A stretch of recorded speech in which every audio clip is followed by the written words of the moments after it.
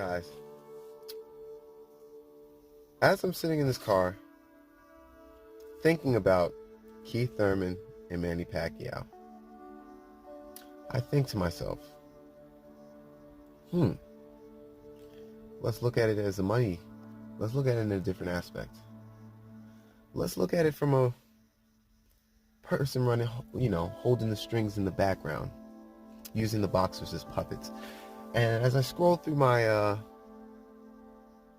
comments, I find a comment that is almost exactly what I'm thinking.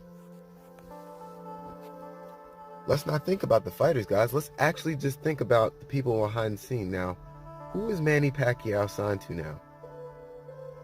He's under Mayweather, right? Or he's under some type of deal with Mayweather Promotions. Who's Mayweather signed to? Mayweather signed to Al Haymon. Who's Keith Thurman signed to? Keith Thurman signed to Al Haymon. So basically, these are two of Al Haymon's best fighters going at it.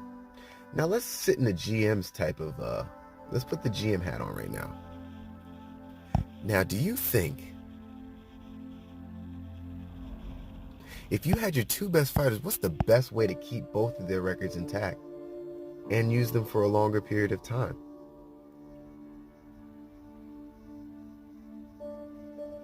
If you think about it, for Al Haymon, a win-win would to give these guys a draw. Nobody's record gets touched, really. And we've seen this already with Deontay Wilder and Tyson Fury, where they can keep their careers going. They fought each other. It was a great fight. And that's what, might start being the trend. If the fight's good enough, nobody wins or loses. But you get a good fight. Now, how do you guys feel about that? If that is the trend that boxing might go in seeing that people with, and you see how people are grouping up on networks. Networks are copping contracts now. They're giving out contracts. ESPN's giving out contracts. The DAZN's giving out contracts. Boxing's climate is changing. So the way that boxing is going to change as well. Now, we don't know which way it's going to go, but just think about it. If there's not that many promoters, there's what, 1, 2, 3, 4, 5. There's not that many of a handful of promoters that are really promoting these people. Most of the fighters we're watching are Al Haymon fighters. And there's a very little bit of, other promoters in the waters, really.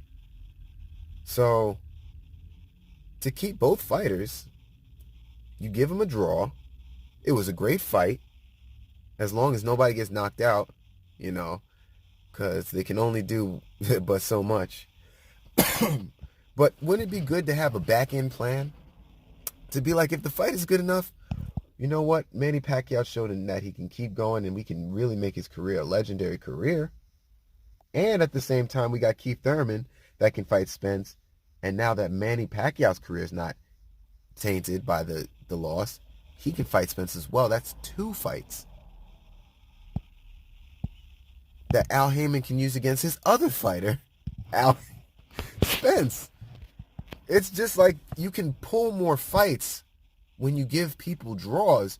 Also, there's rematch clauses now that are ridiculous. So everybody's getting a rematch clause. So then it's easy to sell a second fight. So now you can have 2 Manny Pacquiao and Keith Thurman, if not 3, if it depends on how the judges go.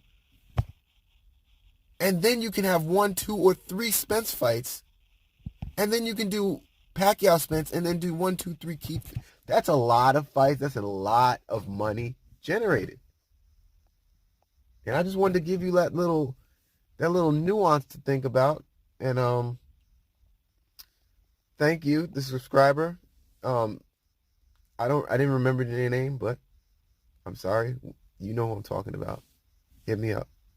And yeah. I'm out.